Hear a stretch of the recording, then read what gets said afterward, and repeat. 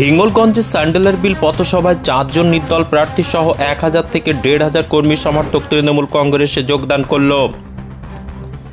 সমাগত লোকসভা নির্বাচন। এই লোকসভা নির্বাচনের আগে প্রচণ্ড দাবদাহ গরমের মধ্যে বিভিন্ন রাজনৈতিক দলগুলি তারা তাদের মিটিং মিছিল প্রচার করে চলেছে।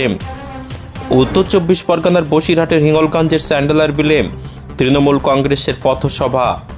গত 2023 সালের পঞ্চায়েত নির্বাচনে যে সমস্ত প্রার্থীরা টিকিট না পেয়ে নির্দল হয়ে দাঁড়িয়েছিলেন তারা আজ তৃণমূল কংগ্রেসের পথসভায় ব্লক সভাপতি শহীদুল্লাহ গাজীর হাত ধরে স্যান্ডেলার বিল গ্রাম পঞ্চায়েতের প্রধান পরিতোষ বিশ্বাসের উপস্থিতিতে তৃণমূল কংগ্রেসের পতাকা হাতে তুলে নিলেন।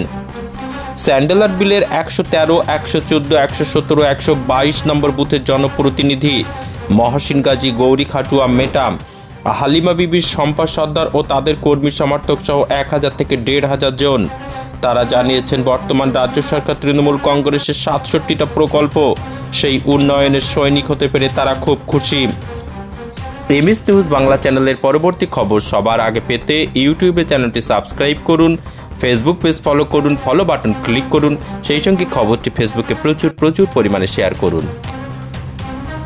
দলকে ভালোবাসি তার জন্য আর দিদির অনুপ্রেরণায় মানে নির্দল থেকে এই দলে যোগদান করেছি। কি নাম আপনার? গৌরী খাটুয়া, মেটা। আর হচ্ছে নির্দল থেকে দিদির দলে যোগ দিলাম। দিদিকে ভালোবাসি, দিদির উন্নয়নগুলো আমাদের ভালো লাগে, তাতে আমরা অনুপ্রাণিত। এরকমই ভাবে যেন আমরা উন্নয়নটা পাই, তার জন্যই আমরা নির্দল থেকে দলে উঠে। কত নম্বর? 113 নম্বর। কোথায় এটা?